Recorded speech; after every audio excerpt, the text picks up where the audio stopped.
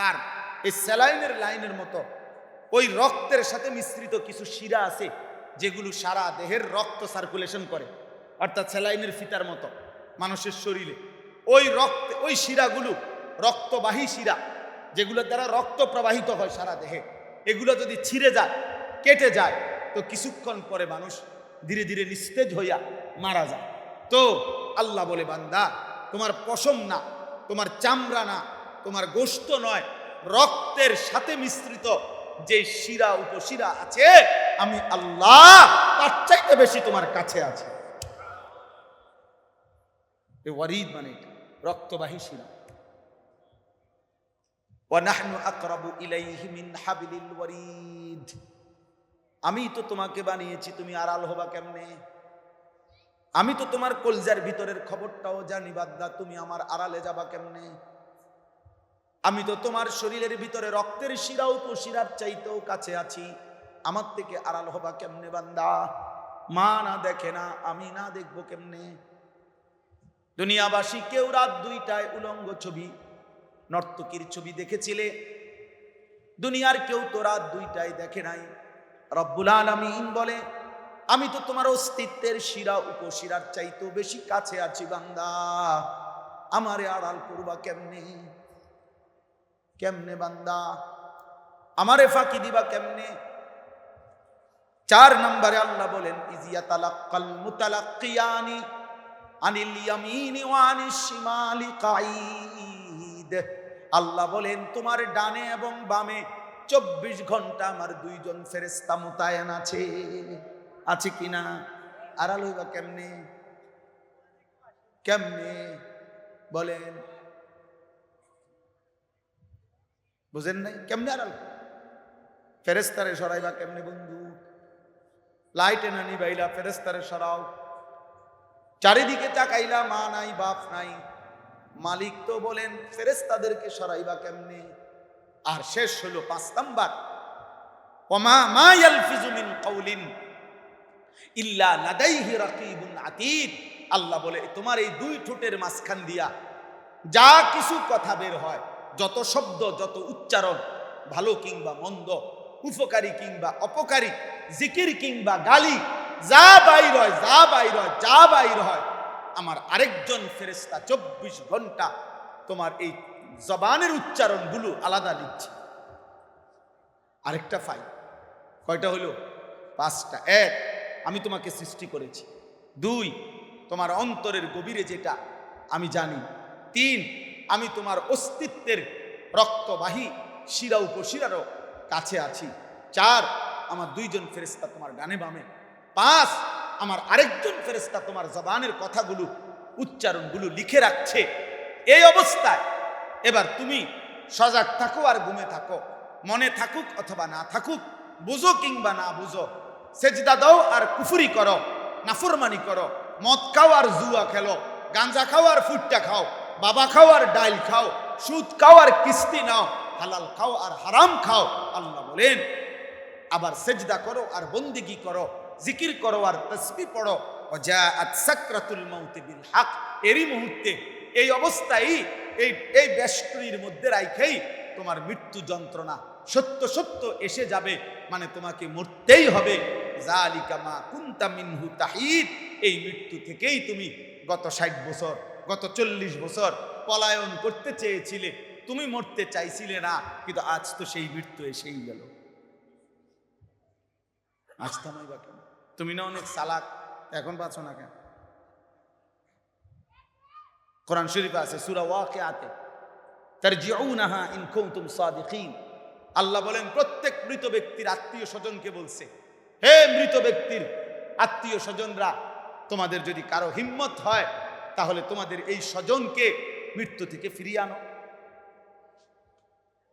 তার রুহু তার আপন জায়গায় দিয়ে দাও। তারজিউনাহা, ওরে ফিরে আনো।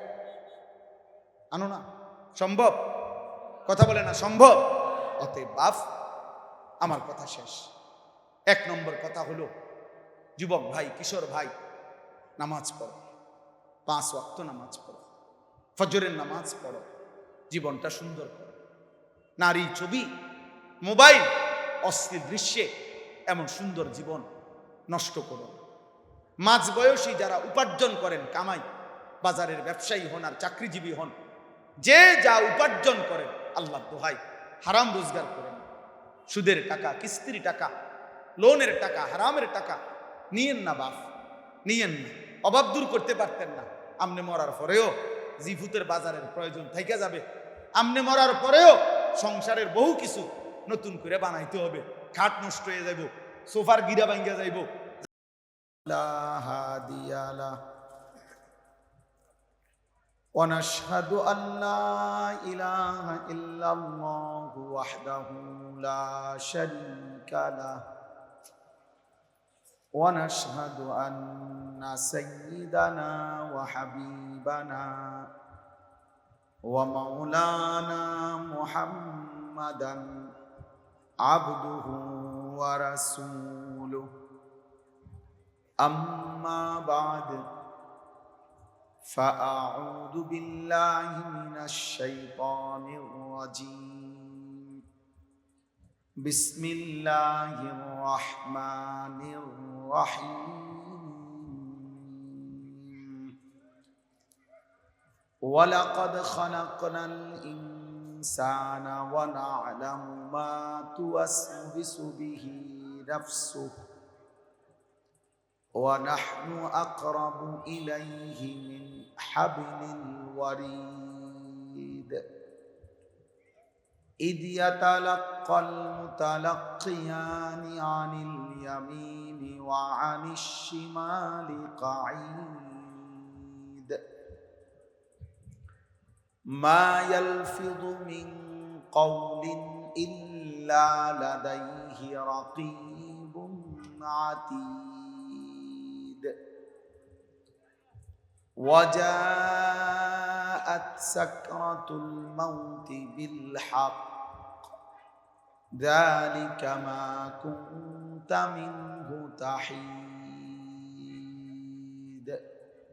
صدق الله مولانا العظيم وقال نبينا صلى الله عليه وسلم أكثروا ذكر هادم اللذات اللهم صل على محمد وعلى آل محمد كما صليت على إبراهيم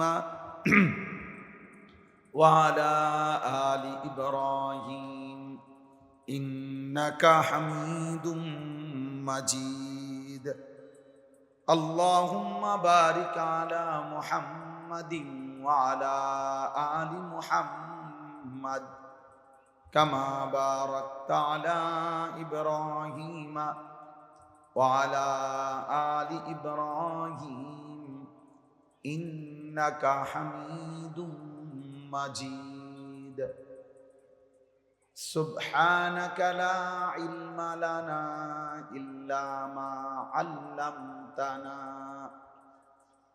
إنك أنت العليم الحكيم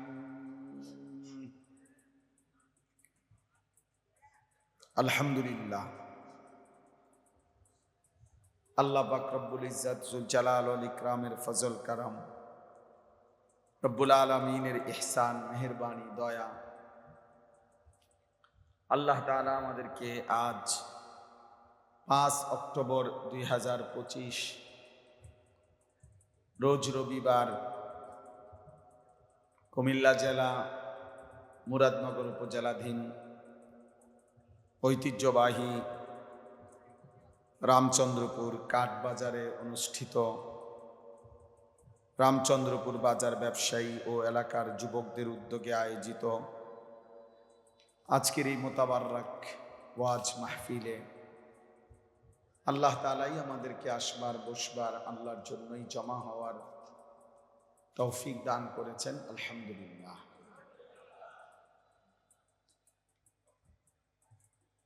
আজকের জন্য মসজিদে ইনশাআল্লাহ 8টায় জামাত হবে। এশার নামাজের আজান ইনশাআল্লাহ 8টা বাজার কয়েক মিনিট আগে, 5-7 মিনিট তখন দেওয়া হবে। কোনো মাইক অপারেটর 7:30 বাজার 5 মিনিট আগে মাইক বাহিরগুলো বন্ধ করে দিতে হবে, খেয়াল করে দিতে হবে, কিন্তু আবার 7:40-42 দিকে চালু করে দিলে হবে। সবার কাছে প্রথম কথা হলো, যতজন দাঁড়ায় আছে, এই যে ছেলেরা, তোমরা পিছনে গিয়ে দেখো, জায়গা আছে। নওজোয়ান দাঁড়ানো এটা কোনো ভদ্রতা না। যদি জায়গা না থাকে, প্রয়োজনে নিজেদের জুতা দুইটা একসাথ করে এটার উপরে বসো, কিন্তু তারপরেও আল্লাহর কথা বসে শুনলে সওয়াব হয়, ফায়দা হয়। হযরত জিবরাইল আলাইহিস সালাম যখনই নবী সাল্লাল্লাহু আলাইহি সাল্লামের কাছে মানুষের আকৃতিতে আসতেন, তো নবীজি সাল্লাল্লাহু আলাইহি সাল্লামের সামনে, একদম সামনে বসতেন, মুখোমুখি। ফাআসনাদা রুকবাতাইহি ইলা রুকবাতাইহি, একেবারে নবী সাল্লাল্লাহু আলাইহি সাল্লামের হাঁটু মুবারক জিবরাইলের হাঁটু মুখোমুখি। তাহলে হাঁটু যদি মুখোমুখি হয়, বুকও মুখোমুখি, চোখও মুখোমুখি। তার মানে এতটা আদবের সাথে, গুরুত্বের সাথে নবী সাল্লাল্লাহু আলাইহি ওয়াসাল্লামের সামনে বসতেন। সরতে হবে, নাহলে চলে যান, না বসলে চলে যাও ভাই, সরো। যদি বসতে মন না চায় তাহলে চলে গেলে ভালো, অন্য কোথাও গিয়ে দাঁড়াও, সরো। অনেক শ্রোতা দিয়ে লাভ কি? শ্রোতা তো আমি তো কোনো, এটা তো নির্বাচনী জনসভা না, আমি কোনো প্রার্থী না, তার কাজে অনেক জনসমর্থন দিয়ে আমি করব কি? আল্লাহর কথা শোনা দরকার। সবাই সবাই বসতে হবে, চোখের সামনে যারা আছেন প্রত্যেকেই বসতে হবে, যেমনে পারেন এমনি বসতে, যেভাবে সম্ভব বসতে। ভাইয়া বসো, এই যে বাংলা কথা বুঝতেছ, হ্যাঁ সরো, নাহলে ওই দিকে যাও। জি,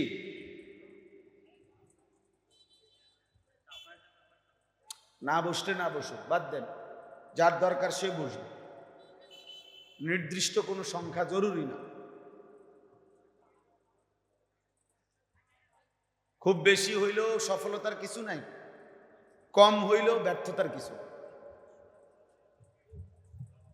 সফলতা কিংবা ব্যর্থতার জন্য সংখ্যা কোনো বিষয় না। কোরআনুল কারীমের মধ্যে বারবার আল্লাহ বলছে, ওয়া কালীলুম মিন ইবাদিয়াশ শাকুর কালীলাম মা তাশকুরুন কালীলাম মা তাযাক্কারুন কাম মিন ফিআতিন কালীলা গালাবাত ফিআতান কাসীরা ওয়া ইন ইয়াকুম মিনকুম 20 সাবিরুনা ইয়াগলিবু মিআতাইন। এই সব আয়াতের অর্থ এক। আল্লাহ বলছে, আমার কথা শুনে কম, আমার কথা থেকে উপদেশ গ্রহণ করে কম, আমি আল্লাহর কৃতজ্ঞতা আদায় করে কম। কম সংখ্যক মুমিন বিজয় লাভ করে বেশি সংখ্যকের উপর। এই সব জায়গায় এই শব্দটা আছে, কম কম কম। তাহলে সংখ্যা কোনো বিষয়, কম হোক বেশি হোক এতে কোনো সমস্যা। লোক হয়েছে না তারা মাহফিলে, তো কি হয়েছে? এই জন্য আল্লাহর কথা যা হয়েছে এগুলা ব্যর্থ। আর অনেক 10 লাখ লোক হয়েছে, তো সবার কবর রাজাব মাপ, এটা জরুরি। তো বললাম যে একটা উদাহরণ দিলে এই গুরুত্বটা বুঝবেন। রাসূলুল্লাহ সাল্লাল্লাহু আলাইহি ওয়াসাল্লামের বিখ্যাত সাহাবী হযরত বারা ইবনে আযিব রাদিয়াল্লাহু তাআলা আনহু, উনি বর্ণনা করেছেন যে নবী সাল্লাল্লাহু আলাইহি ওয়াসাল্লামের সাথে একদিন আমরা সাহাবারা একজন সাহাবীর জানাজা পড়তে গেলাম। জানাজা, তো জানাজার জায়গায় গিয়ে দেখলাম, নবীজিও দেখলেন, ওয়ালাম্মা ইয়ালহাদ, এখনো কবর খোঁড়া হয় নাই, মানে কবর খোঁড়া আর একটু বাকি আছে। তো নবী সাল্লাল্লাহু আলাইহি সাল্লাম সাথে সাথে ওইখানেই, সাহাবী বলতেছেন, ফাজালাসা ওয়া জালাসনা হাওলাহু, নবীজি সেখানেই বসে গেলেন আর আমরাও নবীজির আশপাশে বসে গেলাম, এবং এতটা মনোযোগ দিয়ে বসলাম যে কাআন্না আলা রুউসিনা তাইর, কোনো নড়াচড়া করলাম না, মনে হচ্ছিল যেন আমাদের মাথার উপরে পাখি বসে। তো এরপরে তিনি বলেন যে আল্লাহ নবী সাল্লাল্লাহু আলাইহি সাল্লাম কবরের উপরে, মৃত্যু পরবর্তী জিন্দিগির উপরে লম্বা বয়ান করা শুরু করছে এবং আমরা মনোযোগ দিয়ে শুনলাম। তাহলে এখন বলেন, কবরস্থান যেখানে অথবা যেখানে কবর খুঁড়তেছে ওখানে তো নিশ্চয়ই এরকম প্যান্ডেল বানাইছিল আগে, না? নিচে হোগলা বিছানো ছিল তো তখন, নাকি? তাইলে ওইখানে নিশ্চয়ই ওই রকম বসার সুন্দর কোনো পরিবেশ ছিল না, কারণ ওটা তো গেছে জানাজা পড়তে। কিন্তু নবীজি সেখানেও বসছেন, আর সাহাবারাও সেখানে কি করছেন? বসে গেছে, পরিষ্কার। জালাসনা হাওলাহু। তাহলে আল্লাহর কথা বসে শুনতে হয়, বসে বলতে হয়। এটা আদব, এটা স্বাভাবিক নিয়ম। হ্যাঁ, একান্ত কোনো কারণে কোনোভাবেই আর সুযোগ নেই বসার, তো সেটা তো ভিন্ন কথা। কিন্তু সুযোগ থাকলে আল্লাহর কথা বসে শোনার মধ্যেই বল, বসে শুনবার মধ্যেই বল, এটা জরুরি। জুতা পায়ে আল্লাহর কথা শোনা আদবের খেলাফ, আদবের খেলাফ। এই জন্য যত মাদ্রাসা দেখবেন, বিশেষ করে আমাদের কওমি মাদ্রাসা, একবারে নুরানি থেকে নিয়ে দাওরা, 6 বছরের বাচ্চা থেকে নিয়ে 25 বছরের বাচ্চা সকলেই সমান জায়গায় বসে জুতা ছাড়া অবস্থায় সবক পড়ে, যুগ যুগ ধরে।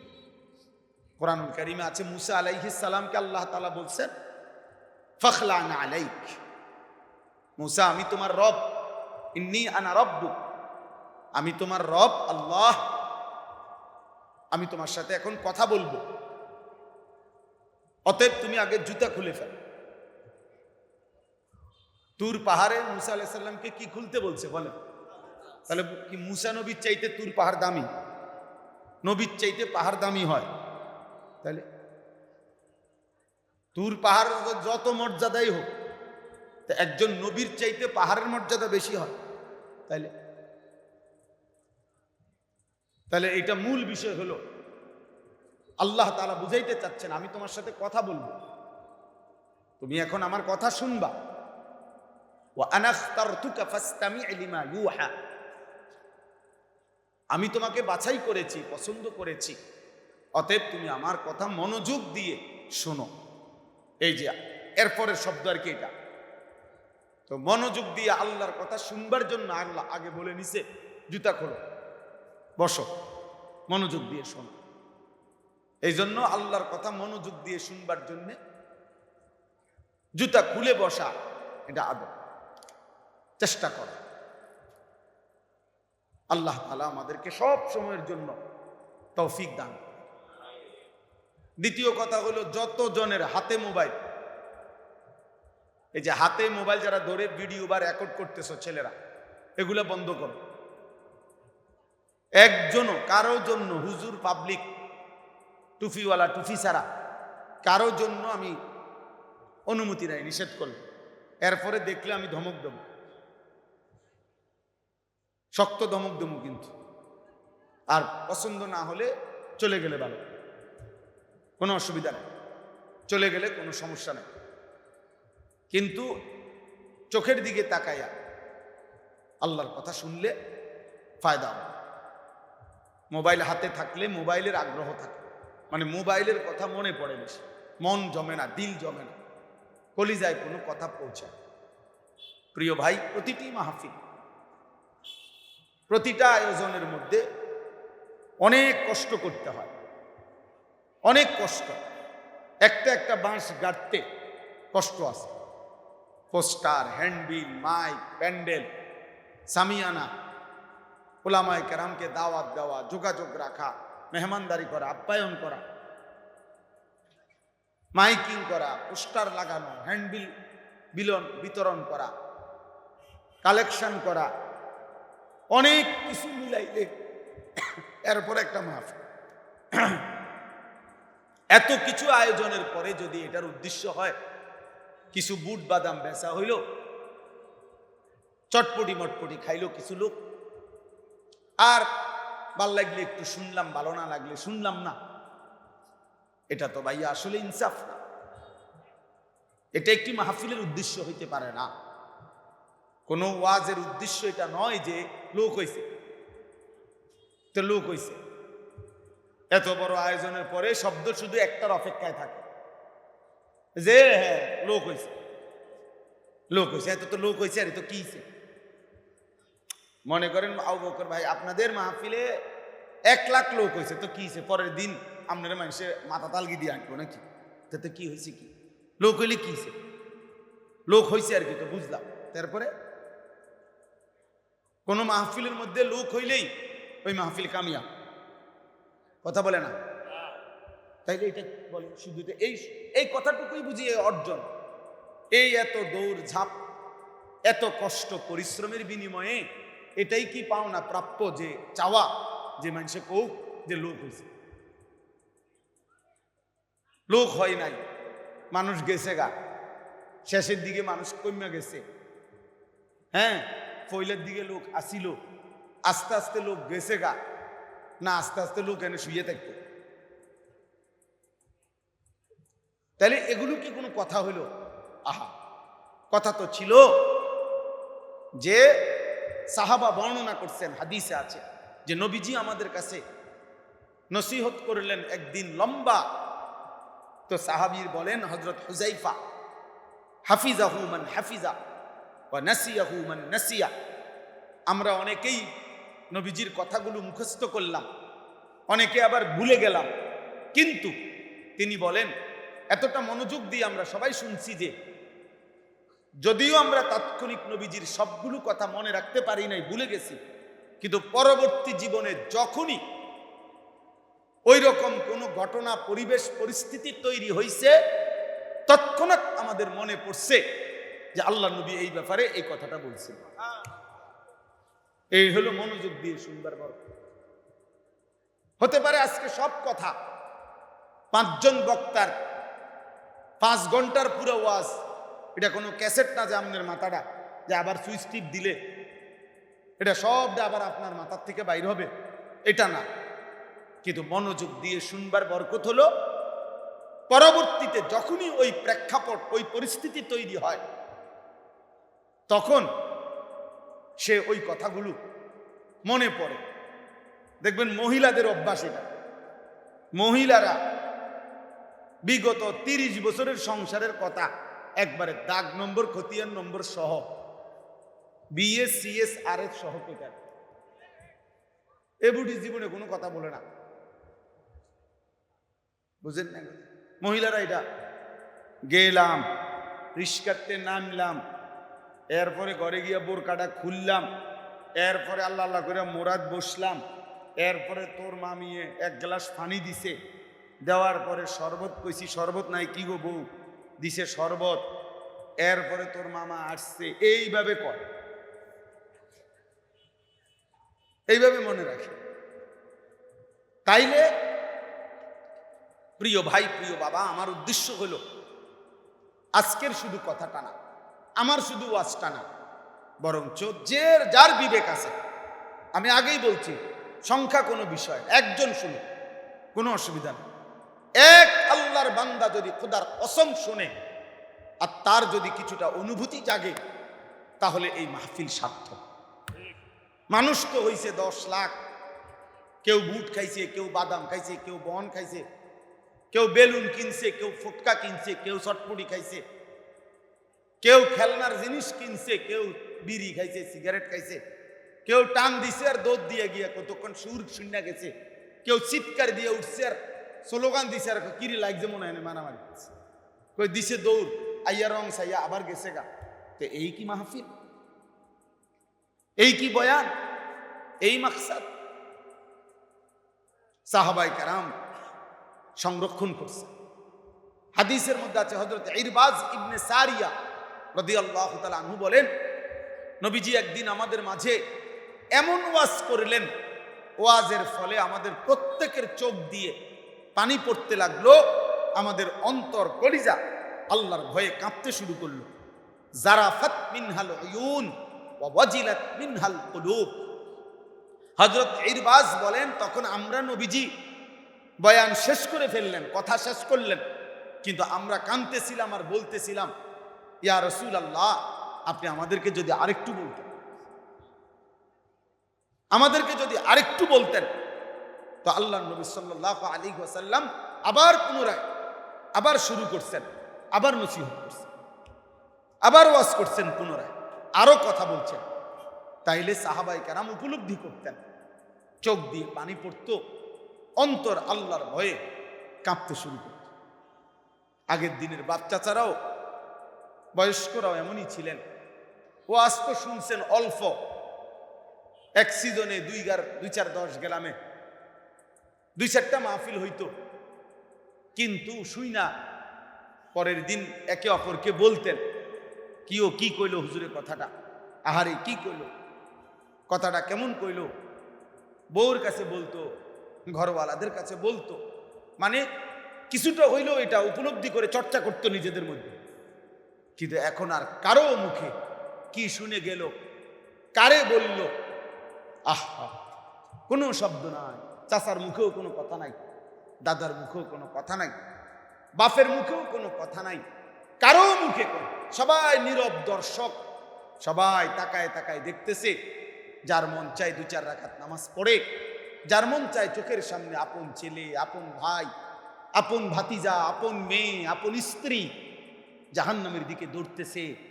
নারী, ছবি, মোবাইল, জিনা, ব্যভিচার। আপন ছেলে ঘরে ঘুমায় পাশের রুমে, বাবা জীবিত, মা জীবিত। 365 দিনে খোদার 1 বছরে কোনোদিন এই হাইওয়ান ফজরের নামাজ পড়ে নাই। বাপের কোনো শব্দ নাই, মার কোনো আহাজারি নাই, কারো কোনো টেনশন নাই যে এর হবেটা কি ভবিষ্যৎ, এর হবেটা। স্বাভাবিকভাবে বিড়ি খাইতেছে, সিগারেট খাইতেছে, হাসতে হাসতে গালি দিতেছে। আবার একজনে গালি দিলে অন্যরা হাসতেছে, হ্যাঁ কষাইয়া ক। আহা, এই জীবন মুসলমানে, এই জিন্দেগি মুসলমানে। এই ছিল কথা ভাইয়া। আমরা কি মরবো না? আমাদের কি কবর হবে না? আমাদের কি মৃত্যু নাই? আমাদের কি চলে যেতে হবে না? এই হাসি, আনন্দ, এই উল্লাস, এই সম্পদ নিয়ে কাড়াকাড়ি, এই উপার্জনের এই পাগলা নেশা, রাত নাই, দিন নাই, সকাল নাই, দুপুর নাই। আহা, এরপরে কি কবরে যাইতে হবে না? আল্লাহাকুমুত তাকাসুর হাত্তা যুরতুমুল মাকাবির। আল্লাহ তাআলা বলে, বান্দা, দুনিয়ার নেশা তো তোমাদেরকে ব্যস্ত বানিয়ে ফেললো, দুনিয়া বাড়ানোর নেশা তো তোমাদেরকে ভুলিয়ে দিল আখিরাত। শাগালাকুমুদ দুনিয়া ওয়া আনসাকুমুল আখিরাহ। দুনিয়া তোমাদেরকে ব্যস্ত করে দিল, আখিরাত ভুলিয়ে দিল। আল্লাহ বলেন, মনে রেখো, হাত্তা যুরতুমুল মাকাবির, এই অবস্থায় তুমি একদিন পৌঁছে যাবে কবরস্থানে। একদিন কবরস্থানে পৌঁছে যাবে। একদিন মৃত্যু এসে সব প্ল্যান প্রোগ্রাম সমস্ত কিছু থামাই দিবে। দোকানও থাকবে, ট্রাকে হয়তো মালও থাকবে, অথবা রাস্তায় হয়তো মাল আসতেছে, আপনি হয়তো কবর। যারহুম ইয়াকুলু ওয়া ইয়াতামাত্তাউ ওয়া ইউলহিহিমুল আমাল ফাসাউফা ইয়ালামুন। আল্লাহ বলে, আমার দুনিয়া লুবি বান্দারে ছেড়ে দাও, ও খাক। ইয়াকুলু, সে খাইতে থাকুক, ওয়া ইয়াতামাত্তাউ, সে দুনিয়া ভোগ করতে থাকুক, ওয়া ইউলহিহিমুল আমাল, সে লম্বা লম্বা আশা করতে থাকুক। ফাসাউফা ইয়ালামুন, অল্প সময়ের ব্যবধানে সে বুঝতে পারবে। মৃত্যু যখন তাকে এসে থামিয়ে দেবে, খোদার কসম, সে বুঝবে, হায়, পেছনটা ধোঁকা ছিল, ধোঁকা। ওয়ামাল হায়াতুদ দুনিয়া ইল্লা মাতাউল গুরুর।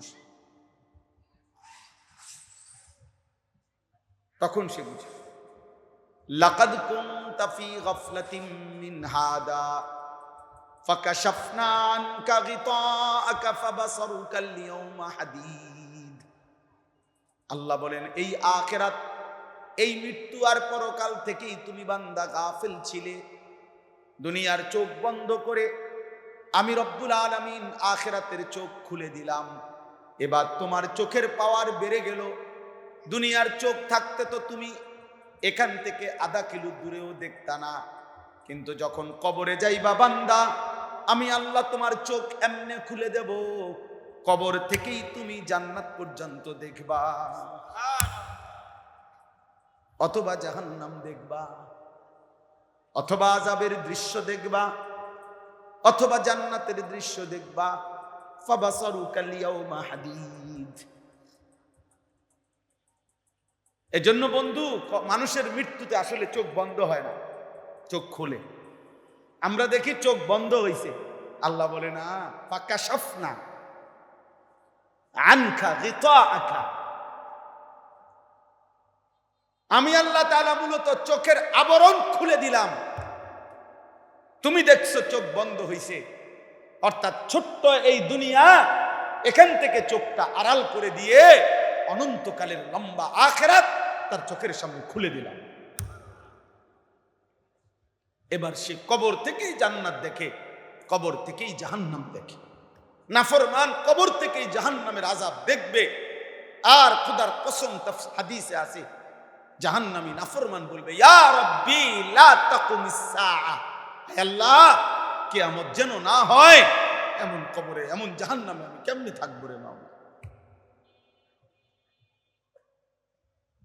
কেমনে থাকবো? এই জন্য দোস্ত, আমি যে আয়াত পড়ছি কোরআনুল কারীমের 26 নম্বর পারা 50 নম্বর সূরা, সূরাটির নাম সূরা কাফ। এই সূরা কাফ, এই সূরার 16, 17, 18, 19 চারটি আয়াত। এই চারটি আয়াতের চতুর্থ আয়াত, আগে প্রথম 3 আয়াতে আল্লাহ তাআলা 5টা কথা বলছেন। আল্লাহ বলছেন, বান্দা প্রত্যেকে মনে রেখো, তুমি আমার 5টি বিষয়ের অধীনে। তোমার 24 ঘন্টার রাত দিন, সকাল দুপুর, একাকী, প্রকাশ্য, গোপন, রাত 2টা দিনের 2টা, দরজা বন্ধ করো, সিটকারি লাগাও, লাইট নিবাও, আর যাই করো, পাহাড়ে আশ্রয় নাও আর জঙ্গলে আশ্রয় নাও, 7 তবক জমিনের মাটিতে থাকো অথবা 7 আসমানের উপরে থাকো, তুমি আমার এই 5টি বিষয়ের অধীনে। এই অবস্থাকেই তুমি দুনিয়ায় থাকতে হবে। তোমার ক্ষমতা যতই হোক, তোমার সম্পদ যতই হোক, তোমার শরীর যত মজবুতি হোক, তোমার স্বাস্থ্য যত মজবুতি হোক, তুমি আমার এই 5টা বিষয়ের অধীনে। এটা কি আমি বলতেছি। আর 2 নম্বরে এই 5টি বিষয় 3 আয়াতে বলে, 4th নম্বর আয়াতে আল্লাহ তাআলা বলেন, এই 5টি বিষয়ের অধীনে থেকেই একদিন কাজে লাগাও আর কাজে না লাগাও, তোমার সময়, তোমার হায়াত, আমার আনুগত্য করো আর নাফরমানি করো, একদিন তোমাকে এরই মধ্যে মৃত্যুবরণ করতেই হবে। মৃত্যুর যন্ত্রণা শুরু হয়ে যাবে। তুমি যদি আমল করতে করতে আব্দুল কাদের জিলানীও হয়ে যাও, তারপরেও তোমাকে মরতে হবে। তুমি যদি নাফরমানি করতে করতে ফেরাউন নমরুদ হয়ে যাও, তবুও মরতেই হবে। এক অনিবার্য সত্য, এক চিরন্তন বাস্তবতা, এর নাম হলো মৌত। এটা আল্লাহ এখানে বলছে, মৃত্যু। আর মৃত্যুর প্রথম অংশ, একেবারে মৌতের প্রথম অংশ, উদ্বোধন, শুরু সাকরাতুল মাউত। প্রত্যেক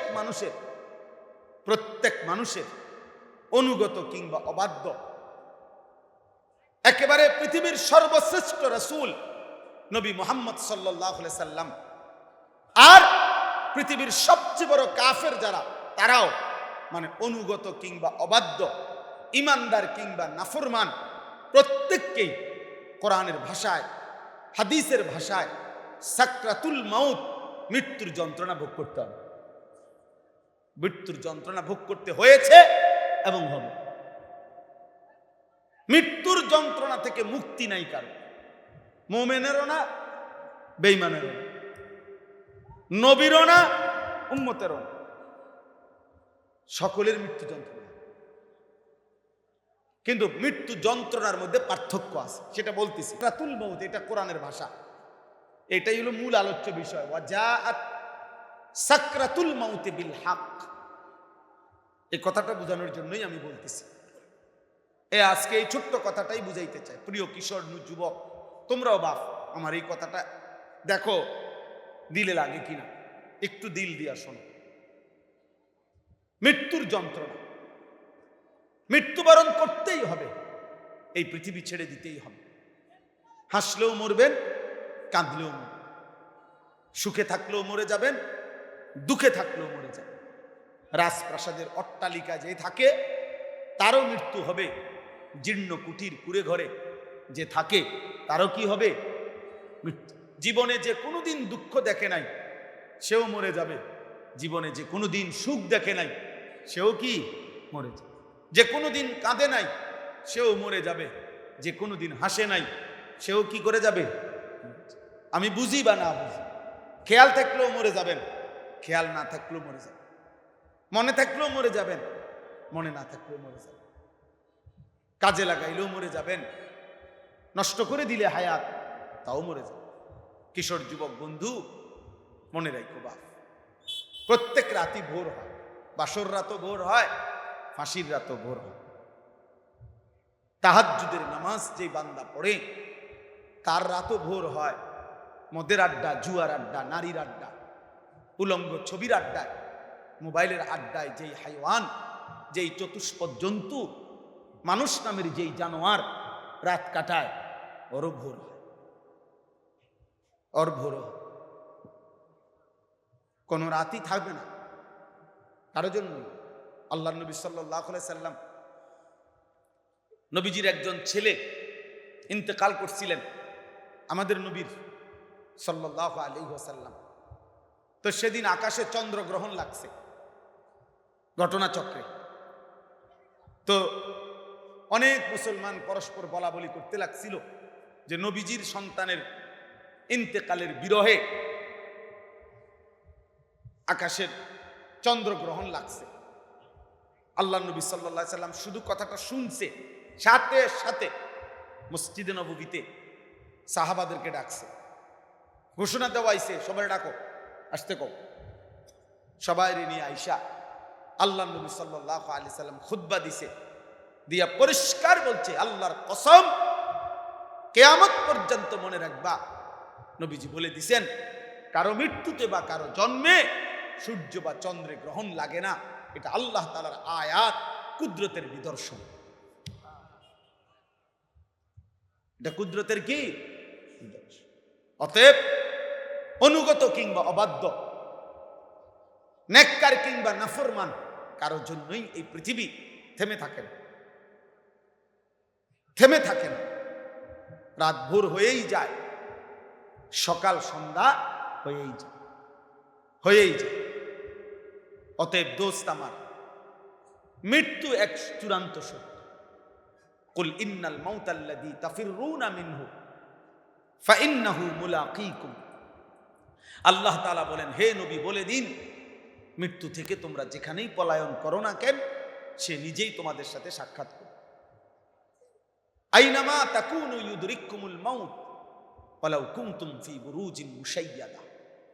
আল্লাহ তাআলা বলেন, তুমি যদি এমন একটি প্রাচীর দেওয়ালের ভিতরে আশ্রয় নাও, যেই দেওয়াল এত উঁচা, যেই উঁচা দিয়া ভিতরে ঢুকবার কোনো টপকাইয়া ঢুকবার সুযোগ নাই, এবং যেই দেয়ালের একটি ছিদ্রও নাই, তাহলে কোনো ছিদ্র দিয়েও ঢুকবার জায়গা নাই, উপর দিয়েও ঢুকবার জায়গা নাই, এমন সুউচ্চ নিশ্ছিদ্র প্রাচীরের মধ্যেও যদি আশ্রয় নাও, আল্লাহ বলছেন মৃত্যু তোমার সেখানেই পৌঁছে। আল্লাহ তাআলা বলছেন, কুল্লু নাফসিন যায়িকাতুল মাউত। এটা জানে না, এই কথাইটা এমন কোন মুসলমানের না। এই কদ্দুর কথা সবাই জানে না। প্রত্যেককেই মৃত্যুর স্বাদ গ্রহণ করতে হবে, এই কথাটা আর কখনো শুনেন নাই। নবী সাল্লাল্লাহু আলাইহি সাল্লামকে বলছেন ইন্নাকা মাইয়িতুন ওয়া ইন্নাহুম মাইয়িতুন, বন্ধু আপনাকেও মৃত্যুবরণ করতে হবে, আপনার সমস্ত উম্মতকেও মৃত্যুবরণ করতে হবে। আল্লাহ নবীকে বলছেন, আল্লাহ কোরআনে বলছেন সাহাবাদেরকে ওমা মুহাম্মাদুন ইল্লা রাসূল কাদ খালাত মিন ক্বাবলিহির রুসুল আফা ইম্মাতা আও কুতিলাম কালাবতুম আলা আকাবিকুম। আল্লাহ তাআলা বলেন আমার বন্ধু মুহাম্মদ সাল্লাল্লাহু আলাইহি সাল্লাম তিনি তো একজন রাসূল, তার পূর্বেও তো আমার রাসূল ছিল, মর্যাদার মধ্যে তারতম্য আছে কিন্তু রাসূল তো ছিল, মানে নবীদের মধ্যে মর্যাদার কি আছে, তারতম্য আছে। তিনি শ্রেষ্ঠ কিন্তু তিনি রাসূল তো, কথা বলে না, তার পূর্বে রাসূল ছিল তো। হ্যাঁ, আল্লাহ বলেন তো আমার এই প্রিয় রাসূল যদি মৃত্যুবরণ করে অথবা শহীদ হয়ে যায় তাহলে কি তোমরা আমার দিন ছেড়ে দিবা? আল্লাহ জিজ্ঞেস করছে ইনকালাবতুম আলা আকাবিকুম, তাহলে কি তোমরা আবার কুফরি করবা, আবার মূর্তি পূজা শুরু করে দিবা? তো আল্লাহ বলছে সাবধান, মনে রেখো, এতে করে যদি তোমরা কেউ কুফরি করো আবার আগের জায়গায় ফিরে চলে যাও তো তোমরা আমার আল্লাহ বলে আমি আল্লাহর এক বিন্দু ফালান ইয়াদুল্লাহ শাইআন, তোমরা আল্লাহর এক জাররা বিন্দু কোনো ক্ষতি করতে পারবে না। ওয়া ইয়ানখালিব আলা আকিবাই, আল্লাহর কোনো ক্ষতি করতে পারবে না। আল্লাহুস সামাদ, আল্লাহ কারো মুখাপেক্ষী নন, সব মাখলুক আল্লাহর মুখাপেক্ষী, আল্লাহর মুখাপেক্ষী। তিনি সামাদ, সামাদ মানে হলো যিনি কারো মুখাপেক্ষী নন, সব যার মুখাপেক্ষী। লা ইয়াহতাজু ইলা শাইইন ওয়া কুল্লু শাইইন মুহতাজুন ইলাইহি, এটা হলো আল্লাহ। তাইলে বাপ এরকম বহুভাবে আয়াত আল্লাহ তাআলা কোরআনুল কারীমে অগণিতবার এই কথাটা বলছে, বান্দা ওয়া ইলাইহি তুরজাউন, তোমাদেরকে আমার কাছে ফিরে আসতে হবে। ইলাল্লাহি মারজিউকুম জামিআ, তোমরা সকলেই আল্লাহর কাছে ফিরে আসতে হবে। সুম্মা তুরাদ্দুনা ইলা আলিমিল গায়বি ওয়াশ শাহাদা, প্রকাশ্য গোপন সবকিছু বিন্দু বিসর্গ জানেন যেই সত্তা আল্লাহ, তার কাছে তোমাদেরকে তুরাদ্দুন ফেরত আনা হবে। ওয়া ইলাইহি তুহশারুন, আল্লাহর কাছে তোমরা সব একত্রিত হবে। ইরজিই ইলা রাব্বিক, আল্লাহ বলেন তুমি তোমার রবের কাছে ফিরে আসো। ওয়া আন্নাকুম ইলাইনা লা তুরজাউন, আল্লাহ বলছে বান্দা তোমরা কি ভেবেছো আমার কাছে তোমাদেরকে ফেরত আসতে হবে না? তাহলে এত কথা আল্লাহ বলছে মৃত্যু মৃত্যু মৃত্যু, মৌত মৌত মৌত, কোরআনের মধ্যে বারবার বারবার বারবার। বান্দা থাকতে পারতাম, হাসলেও না কাঁদলেও না, টাকা পয়সা থাকলেও না না থাকলেও, তিন বেলা খানা মিললেও থাকতে পারত না, খানা না মিললেও থাকতে। বাংলাদেশের প্রেসিডেন্ট না, সারা পৃথিবীর প্রেসিডেন্ট হইলেও থাকতে পারত না, আবার পৃথিবীর সবচেয়ে বড় ফকির হইলেও থাকতে পারত, থাকতে পারতাম। চলে যেতে হবে, ছেড়েই দিতে হবে দুনিয়া, ছেড়েই দিতে হবে, ছেড়েই দিতে হবে, এক অনিবার্য। প্রত্যেক মানুষের তাফসীরের মধ্যে আছে প্রত্যেক মানুষের মৃত্যুর সময় যখন হবে সে তখন তার দুনিয়ার বেঁচে থাকার সময়টাকে একেবারে সামান্য মনে করবে, সামান্য। আমার কাছে কিতাব আছে, এই যে আয়াত, এই আয়াতের নামে একটা কিতাব আছে আমার কাছে আরবিতে, ওয়াজাআত সাকরাতুল মাউত বিল হক, এই কিতাবের নামে এটা। ডক্টর আইজ আল কারনি, আরব দেশের একজন বিখ্যাত লেখক, উনার লেখা এই আয়াতটা হুবহু ওই কিতাবের নাম, ওইখানে আছে। হযরত নূহ আলাইহিস সালাম কয়শো বছর বাঁচছিলেন বলে না? 950 বছর। এই 950 বছর পরে তাফসীরের মধ্যে আছে নূহ আলাইহিস সালামকে মৃত্যুর সময় জিজ্ঞেস করছিল যে হে নবী নূহ, বলেন তো দুনিয়াতে আপনি কতক্ষণ ছিলেন, কতদিন ছিলেন মনে হয়? মৃত্যুর মুহূর্তে হযরত নূহ আলাইহিস সালাম বলতেছিলেন, শোনো, একটা লোকের একটা ছোট্ট ঘর ছিল, যেই ঘরের 2টা দরজা, এই দরজা দিয়ে ঢোকে আর এই দরজাটা দিয়ে বাইর হয়। এরকম একটি ছোট্ট ঘর যার 2টি দরজা, লাহু বাবান, যার 2টি দরজা, এক দরজা দিয়ে ঢোকে আরেক দরজা দিয়ে বের হয়।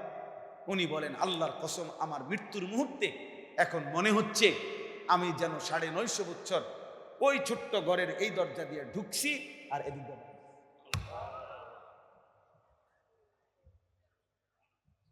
950 বছর যদি এমন মনে হয় দোস্ত, তো 60 বছর কি মনে হয়?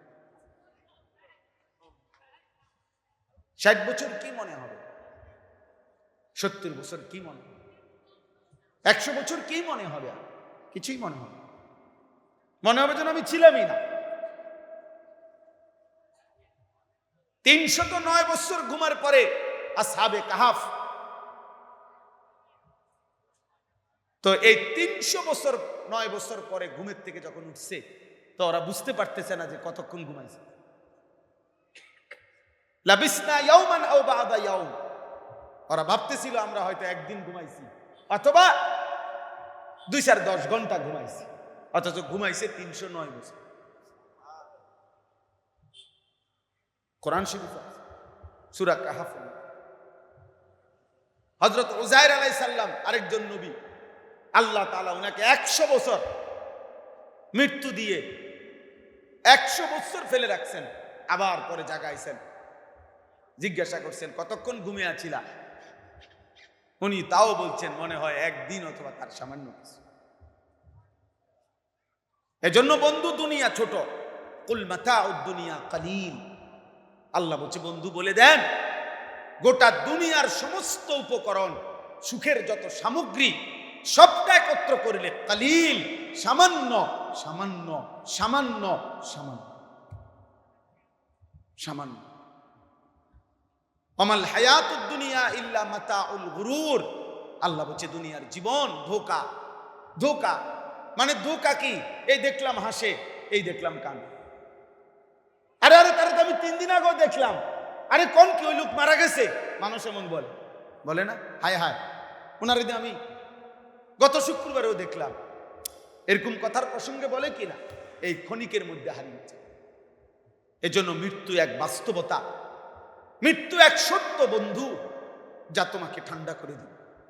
আল্লাহর নবী সাল্লাল্লাহু আলাইহি সাল্লাম বলছেন আকসিরু যিকরা হাজিমিল লাজ্জাত।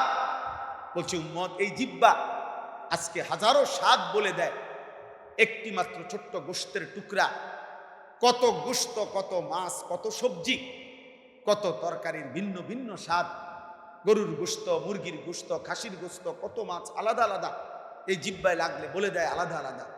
খোদার কসম, নবী বলেন উম্মত, মালাকুল মউতের একটা হাত, তোমার জান কবজের এক মুহূর্ত, মৃত্যু তোমার সমস্ত জিহ্বার স্বাদ ভুলায় দেবে,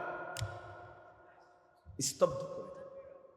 একটা মিনিট যার নিঃশ্বাস ফেলবার টাইম ছিল না, যার সারাদিন বেচা কিনা, ব্যবসা বেচা কিনা, ঘাম বাইয়া বাইয়া পড়তেছে, দুপুরের খানা বাড়ির মধ্যে লইয়া রাখছে, আসর রক্ত হয়ে গেছে, খানার টাইম নাই, পেশাবে ধরছে, আধা ঘন্টা হইছে, পেশাব করতে যাওয়ার টাইম নাই, কাস্টমারের এত ভিড়, বেচা কিনার এত পেরেশানি। খোদার কসম, নবী বলছে উম্মত, মৃত্যু এসে তোমার এই সব ব্যস্ততা স্তব্ধ করে দিবে, তোমার মাটির উপরে শোয়াইয়া রাখবে। আর এই পৃথিবী তখনও থাকবে, সূর্য উঠবে, চাঁদ উঠবে, বাকি দোকানগুলোও খুলবে, সিএনজিও চলবে, অটো চলবে, মানুষের চিৎকার চেঁচামেচি, হই হুল্লুর, লাফালাফি, দফাদফি সব চলবে, কিন্তু তুমি মৃত মানুষটা স্তব্ধ হয়েছে। মৃত্যু তোমারে থামায় দিবে, মৃত্যু তোমারে থামায় দিবে, মৃত্যু তোমাকে থামিয়ে দেবে। এই সত্যকে অস্বীকার করার, ভুলে যাওয়ার কোনো সিস্টেম নেই আমার ভাই। তো আল্লাহ তাআলা এখানে বলছেন যেই সত্য মৃত্যু, যেই চূড়ান্ত বাস্তবতা মৃত্যু, এই মৃত্যুর পূর্ব মুহূর্তে, এই আমার মূল কথাটা যেটা, এই মৃত্যুর পূর্ব মুহূর্তে সাকরাতুল মউত, মৃত্যুর একটা যন্ত্রণা শুরু হয়। প্রত্যেকের মৃত্যুর একটা যন্ত্রণা, এরপরে জান কবজ হয়। প্রথম মৃত্যুর যন্ত্রণা শুরু হয়, এরপরে আজরাইল জান কবজ করে। এই মৃত্যুর যন্ত্রণা থেকে কেউ মুক্তি পায় না, প্রত্যেক মুমিন, প্রত্যেক কাফের অনুগত অবাধ্য। কিন্তু পার্থক্য হইল একজন মুমিন, একজন মুত্তাকি, আল্লাহকে যে সেজদা করছে, মালিকের গোলামি যে করেছে, আল্লাহর হুকুম যে মানছে, খোদার কসম, তার মৃত্যুর যন্ত্রণা যখন শুরু হয় তো প্রথম সেকেন্ডেই, যদিও যন্ত্রণা, কিন্তু প্রথম মুহূর্তেই মোমেন খুশিতে আনন্দে উচ্ছ্বল্ল হয়ে যায়, আমার বন্ধুর মুলাকাতের সময় হয়ে গেছে, আমার মালিকের মুলাকাতের টাইম হয়ে গেছে, আর আমি বেশিক্ষণ থাকবো না রে, আমার বন্ধু আমারে ডাক দিছে, আর আমি বেশিক্ষণ থাকবো না। আল মাউতু জাসরুন ইউসিলুল হাবিব ইলাল হাবিব।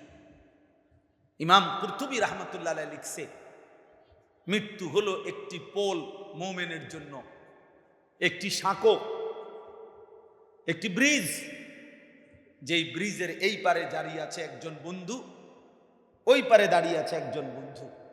এ পারের বন্ধুর নাম মুমিন মুত্তাকি, ওই পারের বন্ধুর নাম মহান আল্লাহ। ওই পারের বন্ধু এ পারের বন্ধুকে হাত দিয়া ডাকতেছে, ব্রিজটা পার হয়ে আইসা পড়ো না, এই ব্রিজটাই হলো মৌত। এপারের বন্ধু মুমিন, ওই পারের বন্ধু রব্বুল আলামিনের সাথে মৃত্যুবরণের সাথে সাথেই মুলাকাত হয়েছে। ইউসিলুল হাবিব ইলাল হাবিব, বন্ধু বন্ধুর সাথে মিলিত হয়। হযরত ইব্রাহিম আলাইহিস সালাম, ইমাম কুরতুবী রাহমাতুল্লাহ আলাইহি এই ঘটনাও লিখছেন। ইব্রাহিম আলাইহিস সালামের মৃত্যুর সময়, ইব্রাহিম আলাইহিস সালাম যে আল্লাহর বন্ধু ছিলেন এটা জানেন? কথা বলে না। ইব্রাহিম কি ছিলেন? খলিল। কার? আল্লাহর বন্ধু। খলিলুল্লাহ মানে কি? বন্ধু। তো আজরাইল যখন ইব্রাহিম আলাইহিস সালামের মৃত্যুর সময় ওনার জান কবজ করতে আসছে, তো আমি নিজে আরবি কিতাবে আত-তাযকিরা ফি আহওয়ালিল মাউতা ওয়া উমুরিল আখিরা এই কিতাবে পড়ছি। ইব্রাহিম আলাইহিস সালাম তখন বললেন আজরাইলকে, আজরাইল আয়েশা বলছে, হে নবী ইব্রাহিম, আপনি যদি অনুমতি দেন আপনার জান কবজ করব। মূলত তা হাদিসের মধ্যে আছে, পরিষ্কার বিশুদ্ধ হাদিস। আমাদের নবী সাল্লাল্লাহু আলাইহি সাল্লাম বলেছেন, প্রত্যেক নবীকে জান কবজের পূর্বে জানানো হয়, এটা নবীদের আলাদা বৈশিষ্ট্য। নবীদেরকে না জানিয়ে রূহ কবজ করা হয় না। এজন্য সব নবীকেই আজরাইল জানাইছে যে এই মুহূর্তে আপনার জান কবজের সময়। এটা আল্লাহরই কুদরত। তো আমাদের নবী সাল্লাল্লাহু আলাইহি ওয়াসাল্লাম বর্ণনা করেন যে এই ইব্রাহিমের কাছে যখন আজরাইল গেছে, ইব্রাহিম নবী, তো আজরাইলকে ইব্রাহিম আলাইহিস সালাম বলছে, হে মালাকুল মউত আজরাইল, আমার আল্লাহর কাছে আমার একটা প্রশ্ন আছে, তুমি আগে এটা জিগাইয়াও, তারপরে আমার জান কবজ পরে। বলছে কি প্রশ্ন বলেন? আল্লাহকে গিয়া বলবা যে আপনার বন্ধু ইব্রাহিম জানতে চেয়েছে আয়াকবিজুল খলিল রুহা খলিলিহি, কোন বন্ধু কি বন্ধুর জান কবজ করে?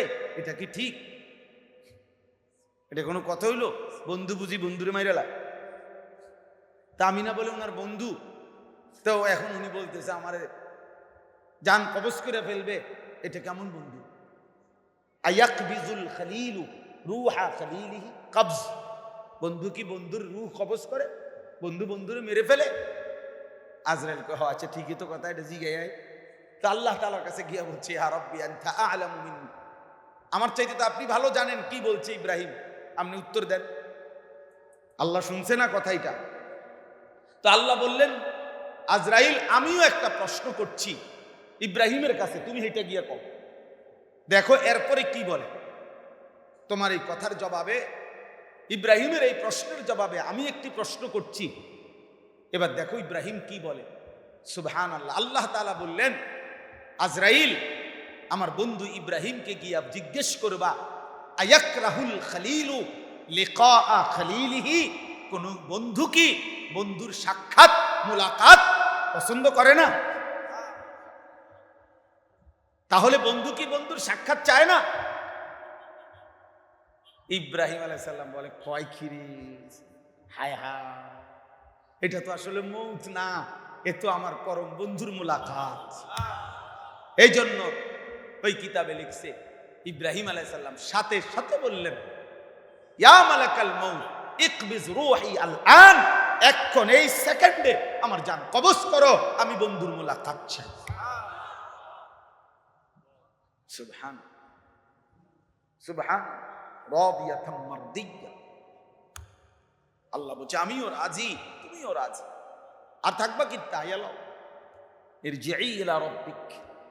তাইলে মৃত্যুর যন্ত্রণা হবে, কিন্তু মুমিনের মৃত্যু যন্ত্রণা হলো যে তার মহব্বত তখন হবে যে আমার মালিকের সাথে আমার মোলাকাতের টাইম হয়েছে। এই জন্য মৃত্যু যন্ত্রণা রাসূলুল্লাহ সাল্লাল্লাহু আলাইহি সাল্লামেরও হয়েছে। হাদিসে স্পষ্ট আছে, নবীজির স্ত্রী আম্মা জান আয়েশা রাদিয়াল্লাহু তাআলা আনহা তিনি বলছেন, নবীজি ইন্তেকালের পূর্ব মুহূর্তে বারবার ওনার কপাল মোবারক ভিজে যাচ্ছিল ঘামে, আর আমি একটা বাটি পানি এনে দিছি। আম্মা জান আয়েশা বলেন, নবী সাল্লাল্লাহু আলাইহি সাল্লাম নিজের ডান হাত মোবারক ওই বাটির পানির মধ্যে ভিজাচ্ছিলেন আর কপাল মুছতেছিলেন আর বলতেছিলেন, আল্লাহুম্মা আইন্নি আলা সাকারাতিল মাউত, আয় মওলা আমার মৃত্যু যন্ত্রণার এই মুহূর্তে সাহায্য করেন। আল্লাহুম্মা হাব্বিন আলাইয়া সাকারাতিল মাউত, আয় আল্লাহ আমার মৃত্যু যন্ত্রণা সহজ করে দেন। লা ইলাহা ইল্লাল্লাহ, আল্লাহ আপনি ছাড়া আর কোনো ইলাহ নাই। ইন্নালিল মাউতে সাকারাত, হায় মৃত্যুর বড় যন্ত্রণা। আমি বুঝছি এর দূর, তিনি তো নিষ্পাপ, তিনি তো আল্লাহর সাক্ষাতেই আছেন, কিন্তু এই কথাগুলো তিনি যেন বলতেছেন হায় মৃত্যুর বড় যন্ত্রণা। আমার দিল বলে নবী যেন ভাবতেছিলেন হায় আমার উম্মত সইবে কেন, আমার উম্মত সইবে কেন। আমার মন বলে যে রাসূল সাল্লাল্লাহু আলাইহি সাল্লাম যেন তখন ওইটা ভাবতেছিলেন যে আহা আমার উম্মত সইবে কেন। আমি তো আমার বন্ধুর কাছে যাচ্ছি, তবুও যদি আমার কাছে এমন মনে হয় যে আমার ঘাম ভিজে যাচ্ছে, আমার কষ্ট হইতেছে, হায় আমার উম্মতের কি হবে, উম্মতের কি হবে। এবার আসেন দোস্ত, তার বিপরীত অংশে মৃত্যু যন্ত্রণা যখন কোনো নাফরমান পাপী, এইটাই আমার মূল বক্তব্য। এটা বললে আমার কথা শেষ হয়ে যাবে ইনশাআল্লাহ। অল্প একটু আমার কিশোর ভাই, আমার যুবক ভাই, তোমরা যারা কোনোদিন ফজরের নামাজ পড়ো না, প্রিয় ভাই তোমাকে বলছি, 5 ওয়াক্ত নামাজ যাদের কপালে নাই আপনাদেরকে বলছি, আহা কোন মুসলমান সুস্থ স্বাভাবিক কোন জীবিত মুসলমান বেনামাজি থাকতে পারে না। যার কপালে সেজদা নাই সে মুসলমান পরিচয় দেওয়ার কোনো অধিকার রাখে না, অধিকার রাখে। ওটা তো ইবলিস, তো শয়তান। শয়তান 1 ঘন্টা আগেও ইবলিসকে ইবলিস বলা হতো না, শয়তান ছিল না সে। 1 ঘন্টা আগে 10 মিনিট আগেও এর বলা হইতো ফেরেশতাদের শিক্ষক। কিন্তু যেদিন একটা সেজদা ছুটে গেছে সেদিন আল্লাহ বলছে আজকের থেকে তুই শয়তান। এই জন্য সেজদা ছুটে গেলে সে আর ইনসান থাকে না, শয়তান। এই যুবক নিজের পরিচয় মিলায় না। আল্লাহ বলছে ওয়া ইন্না আলাইকাল লা'নাতা ইলা ইয়াউমিদ্দিন। ইবলিস একটা সেজদা দিলি না তো মনে রাখিস আজকের থেকে নিয়ে কিয়ামত পর্যন্ত তুই নাফরমানের উপরে আমি আল্লাহর লানত লানত লানত। এজন্য যার কপালে সেজদা নাই তার উপরে আল্লাহর লানত লানত লানত লানত লানত তোর উপরে, লানত। বলে ভাত তো খাই, ঘুম তো যাই, পেশাব পায়খানা তো করি, হ্যাঁ ঘুম তো আসে, লজ্জাস্থানের চাহিদা তো পূরণ হইতেছে। এই নাফরমান, এগুলা কুত্তারও পূরণ হয়, কুত্তাও খায়, কুত্তাও ঘুমায়, কুত্তাও পেশাব পায়খানা করে, কুত্তারও লজ্জাস্থানের চাহিদা পূরণ হয়, এই জন্য কুত্তারও বাচ্চা কাচ্চা হয়।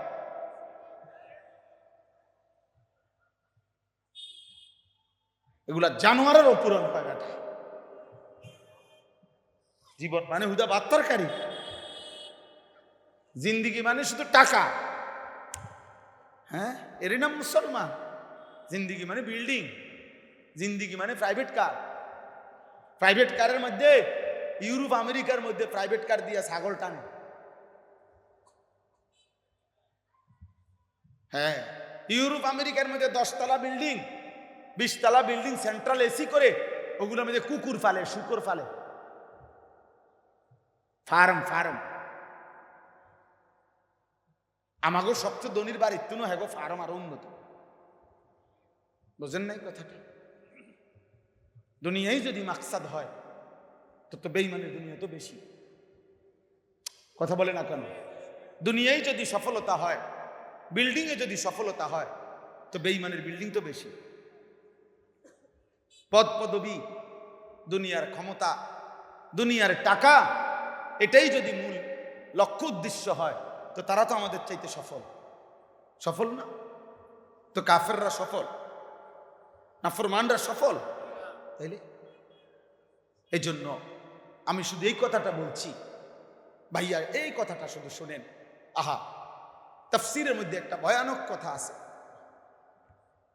যদি কেউ এই পৃথিবীতে একটানা 900 বছর হায়াত পেল, কয়শো বছর? 900 বছর যদি কেউ হায়াত পেল, অতঃপর এই 900 বছরে সে আল্লাহর নাফরমানি করছে, চুরি, ডাকাতি, জিনা, ব্যভিচার, মদ, জুয়া, সুদ, ঘুষ, গান, বাদ্য, নাটক, সিনেমা, অশ্লীলতা, বেহায়াপনা, আল্লাহর নাফরমানি, এভাবে কাটাইছে প্রতিদিন একই রকম 900 বছর। কিন্তু এত নাফরমানির পরেও, ধরে নেন বুঝানোর জন্য বলছি, তাফসিরে লিখছে, এত নাফরমানির পরেও 900 বছরে কোনোদিন একদিন, 1 ঘন্টা, 1 মিনিট, 1 সেকেন্ড সে কোনোদিন দুঃখ পায় না। 900 বছর আনন্দে কাটাইছে, 900 বছরই সে সুখে কাটাইছে, 900 বছরে তার কোনো অসুবিধা হয় নাই, একটা সুইয়ের একটা কাঁটার আঘাতও লাগে নাই, 1 ফোঁটা চোখের পানি পড়ে নাই, একবারের জন্য দুঃখ পায় নাই। এমনও যদি হয়, খোদার কসম, তাফসীরের মধ্যে লিখছে, সেই 900 বছর পরে এই নাফরমান, এই পাপী যে 900 বছর সুখে কাটিয়েছে, 900 বছর পরে যখন তার মৃত্যুর সময় আসবে, আর এই মৃত্যুর যন্ত্রণা, সাকরাতুল মউত যখন শুরু হবে, আল্লাহর কসম যুবক, খোদার কসম বাপ, আহা, তখন লিখছে কিতাবে যে 1 সেকেন্ডের মৃত্যু যন্ত্রণা, প্রথম সেকেন্ডেই মৃত্যুর যন্ত্রণা তার 900 বছরের সুখ 1 নিমিষে ভুলায় দেবে। তার আর কোনোদিন মনে পড়বে না সে জীবনে কোনোদিন হাসছে কিনা। কবরের আযাব তো পরে, জাহান্নামের আযাব তো পরে, হাসরের ময়দানের আযাব তো সামনে, এগুলা পরের খবর। জান কবজের কষ্ট, নাফরমানের জান কবজ করা হবে এভাবে, কোন ব্যান্ডিজ থেকে তুলা যেমনি টেনে টেনে ছিঁড়ে, কোন ব্যান্ডিজ শুকাইয়া গেলে তুলা যেমন টেনে টেনে ছিঁড়ে, আল্লাহর কসম নবী উদাহরণ দিয়ে বলছে, নাফরমানের রূহটা তার শরীর থেকে মালাকুল মউত আজরাইল ভাবে টেনে টেনে ছিঁড়বে, টেনে টেনে ছিঁড়বে। কোন কাবাবের শিক থেকে, কাবাব লোহার মধ্যে যে কাবাব বানায় গোশত ইয়া করে, কাবাবের শিক থেকে যে বেরোন গোশত টুকরা টুকরা টাইনা টাইনা বাইর করে, আল্লাহ নবী বলছে নাফরমানের রূহটা তার শরীর থেকে আজরাইল ভাবে টেনে টেনে ছিঁড়ে ছিঁড়ে বের করে, আশ্রয় আশ্রয় বের করে, লোহার চিরুনির মতো আশ্রয় বের। হযরত কাবে আহবার বলছে, কোন মানুষের প্রত্যেকটা যদি একটা একটা বিষাক্ত এমন একটা ডাল, যেই ডালের মধ্যে এত কাঁটা, যে কোনো মানুষের মধ্যে যতগুলো পশমের গোড়া আছে, প্রত্যেকটা পশমের গোড়ায় একটা একটা কাঁটা, ওই ডালটা এভাবে চাপ দিয়ে ধরছে যে এই সবগুলো বিষাক্ত কাঁটা তার দেহের শিরায় শিরায়, প্রতিটা পশমের গোড়ায় গোড়ায় ঢুকে গেছে। এবার এখান থেকে যদি এই ধারালো বিষাক্ত কাঁটাযুক্ত ডালটি টেনে টেনে বাহির করে, যে পরিমাণ কষ্ট হবে, খোদার কসম তিনি বলেন, সাকরাতুল মউত, নাফরমানের মৃত্যু যন্ত্রণা, তার চাইতে কোটি গুণ বেশি কষ্ট। শেষ আমার কথা, আমার যুবক, আমার কিশোর ভাই, আমার নওজোয়ান বন্ধু, আল্লাহকে ভুলেই থাকো, নবী সাল্লাল্লাহু আলাইহি ওয়াসাল্লামকে ভুলেই থাকো, নামাজ পড়ো না, 12,000 টাকার একটা মোবাইলের কাছে জীবনটা দিয়ে দাও, মোবাইলের কিছু নর্তকী অসভ্য নারীর কাছে এমন সুন্দর জীবন দিয়ে দাও, সমবয়সী কিছু বন্ধুদের আড্ডায় জীবনটা শেষ করে দাও, একটা মোটরসাইকেল চালাইতে চালাইতে জীবনটা শেষ করে দাও। একদিন চোখ মেলে দেখবা একদিন ঘুম ভাঙলে দেখবা আজরাইল তোমার সামনে, কিন্তু তোমার জিন্দেগির পুঁজি বলতে কিছু নেই। পুঁজি বলতে আজরাইল বলবে চলেন, আপনাকে নিতেই আসছে। লা ইস্তাখিরুনা সাআতান ওয়ালা ইস্তাকদিমুন, 1 মিনিট দেরিও হবে না, 1 মিনিট আগেও আসবে। এটাই আল্লাহ বলছেন, ওয়ালাকাদ খালাকনাল ইনসানা। আল্লাহ বলছে তুমি আমার 5টি বেষ্টনীতে আছো। 1, আমি তোমাকে সৃষ্টি করেছি। 2, ওয়া না'লামু মা তুওয়াসবিসু বিহি নাফসু, তোমার অন্তরের ভিতরে, কলিজার ভিতরেও যদি কোনো গুনাহের চাহিদা, কুমন্ত্রণা তৈরি হয়, আমি সেটাও জানি। জানে? কথা বলে না। তাহলে চোখ দিয়ে হইলে জানে, কান দিয়ে হইলে জানে, হাত দিয়ে গুনাহ হইলে জানে। যিনি অন্তরের গভীরেরটাও জানে, তো বাহিরেরটি জানে না? 3, ওয়া নাহনু আকরাবু ইলাইহি মিন হাবলিল ওয়ারিদ। আল্লাহ বলে বান্দা, তোমার শরীরের মধ্যে এই যে আমাদের দেখেন, প্রথম পশম, এরপরে চামড়া, এরপরে ভিতরে গোশত, এরপরে হলো রক্ত। এই চামড়া, পশম, গোশত, রক্তের সাথে কিছু মানুষের প্রত্যেকের কিছু শিরা আছে, রক্তের শিরা বলে এগুলারে, যেগুলো স্যালাইনের লাইনের মতো, তারের মতো, স্যালাইনের তার, এই স্যালাইনের লাইনের মতো ওই রক্তের সাথে মিশ্রিত কিছু শিরা আছে, যেগুলো সারা দেহের রক্ত সার্কুলেশন করে, অর্থাৎ স্যালাইনের ফিতার মতো মানুষের শরীরে। ওই রক্ত, ওই শিরাগুলো রক্তবাহী শিরা, যেগুলোর দ্বারা রক্ত প্রবাহিত হয় সারা দেহে, এগুলো যদি ছিঁড়ে যায়, কেটে যায়, তো কিছুক্ষণ পরে মানুষ ধীরে ধীরে নিস্তেজ হইয়া মারা যায়। তো আল্লাহ বলে বান্দা, তোমার পশম না, তোমার চামড়া না, তোমার গোশত নয়, রক্তের সাথে মিশ্রিত যে শিরা উপশিরা আছে, আমি আল্লাহ তার চাইতে বেশি তোমার কাছে আছে। ওয়ারিদ মানে এটা, রক্তবাহী শিরা। ওয়া নাহনু আকরাবু ইলাইহি মিন হাবলিল ওয়ারিদ। আমি তো তোমাকে বানিয়েছি, তুমি আড়াল হবা কেমনে? আমি তো তোমার কলজার ভিতরের খবরটাও জানি বান্দা, তুমি আমার আড়ালে যাবা কেমনে? আমি তো তোমার শরীরের ভিতরে রক্তের শিরা উপশিরার চাইতেও কাছে আছি, আমার থেকে আড়াল হবা কেমনে বান্দা? মা না দেখে না, আমি না দেখবো কেমনে? দুনিয়াবাসী কেউ রাত 2টায় উলঙ্গ ছবি, নর্তকীর ছবি দেখেছিলে, দুনিয়ার কেউ তো রাত 2টায় দেখে নাই। রব্বুল আলামিন বলে, আমি তো তোমার অস্তিত্বের শিরা উপশিরার চাইতেও বেশি কাছে আছি বান্দা, আমারে আড়াল করবা কেমনে? কেমনে বান্দা? আমারে ফাঁকি দিবা কেমনে? 4 নম্বরে আল্লাহ বলেন, ইজিয়া তালাক্কাল মুতালাক্কিয়ানি আনিল ইয়ামিনি ওয়া আনিশ শিমালি কাঈদ। আল্লাহ বলেন, তোমার ডানে এবং বামে 24 ঘন্টা আমার 2 জন ফেরেশতা মোতায়েন আছে। আছে কিনা? আড়াল হইবা কেমনে? কেমনে বলেন? বুঝেন নাই? কেমনে আড়াল? ফেরেশতারে সরাইবা কেমনে বন্ধু? লাইট এনে নিবাইলা, ফেরেশতারে সরাও। চারিদিকে তাকাইলা, মা নাই, বাপ নাই, মালিক তো বলেন ফেরেশতাদেরকে সরাইবা কেমনে? আর শেষ হলো 5 নাম্বার, ওমা মা ইয়ালফিজু মিন কাউলিন ইল্লা লাদাইহি রাকিবুন আতীদ। আল্লাহ বলে, তোমার এই 2 ঠোঁটের মাঝখান দিয়া যা কিছু কথা বের হয়, যত শব্দ, যত উচ্চারণ, ভালো কিংবা মন্দ, উপকারী কিংবা অপকারী, জিকির কিংবা গালি, যা বাইর হয়, যা বাইর হয়, যা বাইর হয়, আমার আরেকজন ফেরেশতা 24 ঘন্টা তোমার এই জবানের উচ্চারণগুলো আলাদা লিখছে। আরেকটা ফাইল। কয়টা হলো? 5টা। 1, আমি তোমাকে সৃষ্টি করেছি।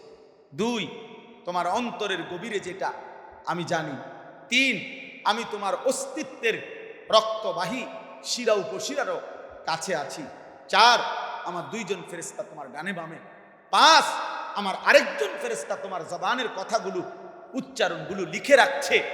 এই অবস্থায় এবার তুমি সজাগ থাকো আর ঘুমে থাকো, মনে থাকুক অথবা না থাকুক, বুঝো কিংবা না বুঝো, সেজদা দাও আর কুফরি করো, নাফরমানি করো, মদ খাও আর জুয়া খেলো, গাঁজা খাও আর ফুটটা খাও, বাবা খাও আর ডাইল খাও, সুদ খাও আর কিস্তি নাও, হালাল খাও আর হারাম খাও। আল্লাহ বলেন আবার সেজদা করো আর বন্দেগী করো, জিকির করো আর তাসবিহ পড়ো।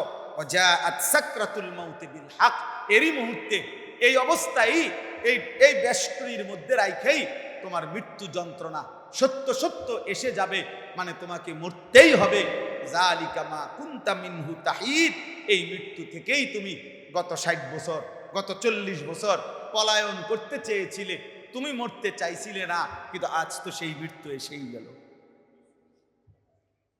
আজ থামাই বা কেন? তুমি না অনেক চালাক, এখন পাচ্ছ না কেন? কোরআন শরীফে আছে সূরা ওয়াকিয়াতে, তারজিউনাহা ইন কুনতুম সাদিকিন। আল্লাহ বলেন প্রত্যেক মৃত ব্যক্তির আত্মীয় স্বজনকে বলছে, হে মৃত ব্যক্তির আত্মীয় স্বজনরা, তোমাদের যদি কারো হিম্মত হয় তাহলে তোমাদের এই স্বজনকে মৃত্যু থেকে ফিরিয়ে আনো, তার রুহু তার আপন জায়গায় দিয়ে দাও। তারজিউনাহা, ওরে ফিরে আনো। আনো না? সম্ভব? কথা বলে না সম্ভব। অতএব বাপ, আমার কথা শেষ। 1 নম্বর কথা হলো, যুবক ভাই, কিশোর ভাই, নামাজ পড়ো, 5 ওয়াক্ত নামাজ পড়ো, ফজরের নামাজ পড়ো, জীবনটা সুন্দর করো। নারী ছবি, মোবাইল, অশ্লীল দৃশ্যে এমন সুন্দর জীবন নষ্ট করো। মাঝ বয়সী যারা উপার্জন করেন, কামাই, বাজারের ব্যবসায়ী হন আর চাকরিজীবী হন, যে যা উপার্জন করেন, আল্লাহ দোহাই হারাম রোজগার করেন। সুদের টাকা, কিস্তির টাকা, লোনের টাকা, হারামের টাকা নিয়েন না বাপ, নিয়েন না। অভাব দূর করতে পারতেন না, আমনে মরার পরেও জিফুতের বাজারের প্রয়োজন থেকে যাবে। আমনে মরার পরেও সংসারের বহু কিছু নতুন করে বানাইতে হবে।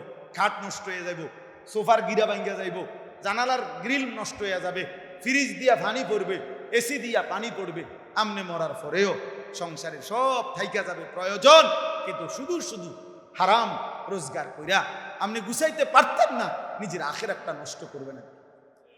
এই জন্য দয়া করে হারাম থেকে বাঁচেন, হারাম থেকে বাঁচেন।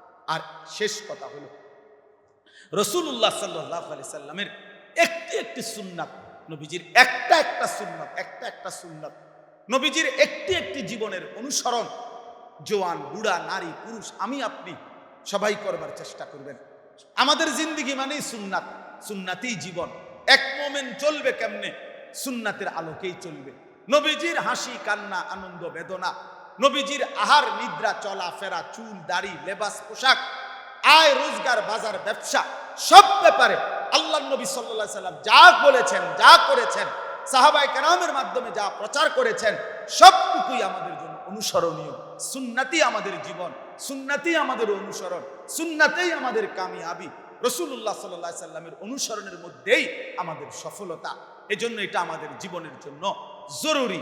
আমি এজন্য শেষ অনুরোধ করছি, আমি প্রত্যেক দিন মাহফিলে একটা কিতাব বিক্রি করি। এই কিতাবটা তালিমুস সুন্নাহ, এই কিতাবটা প্রায় 650 পৃষ্ঠা ব্যাপী, বাংলা ভাষায় আমাদের প্রিয় নবী সাল্লাল্লাহু আলাইহি সাল্লামের জীবনের উপরে, নবীজির যত সুন্নত, একেবারে ছোট্ট থেকে ছোট্ট, বড় থেকে বড়, বিন্দু বিসর্গ সুন্নাত এই কিতাবের মধ্যে আছে। একেবারে সব প্রামাণ্য দলিল সহ নবীজির জীবনের একটি সুন্নাত এই কিতাবের মধ্যে আছে। একটি পূর্ণাঙ্গ কিতাব এটা। ইচ্ছা করে আমি বাংলাদেশের ঢাকা গাজীপুরের একজন বড় বুজুর্গ, আল্লাহওয়ালা, শায়েখে দেওনা, অধ্যক্ষ মিজানুর রহমান চৌধুরী হযরত, অনেক বড় বুজুর্গ, ওলামায়ে কেরামের কাছে অনেক শ্রদ্ধেয় ব্যক্তি, উনি লিখিত এই কিতাবটা বাংলা ভাষায় এত মোটা, পূর্ণাঙ্গ, সুন্নাতের উপরে আর কোনো কিতাব নাই। এই জন্য এটা আপনাদের কাছে বললাম। আমার ওই সাদা গাড়িতে এটা বিক্রি হয় 400 টাকা। যদি কারো সুযোগ হয় যাওয়ার সময় কিনবেন। আল্লাহ তাআলা আপনাদেরকে তৌফিক দান করেন। আমাদের জন্য দোয়া করবেন, আমাদের মসজিদ, মাদ্রাসা, দ্বীনি খেদমতের জন্য আপনারা দোয়া করবেন। আল্লাহ তাআলা আপনাদের সবাইকে ঈমান আমলের জীবন দান করেন। আজকের এই মাহফিল আল্লাহ কবুল করেন। সুবহানাল্লাহ।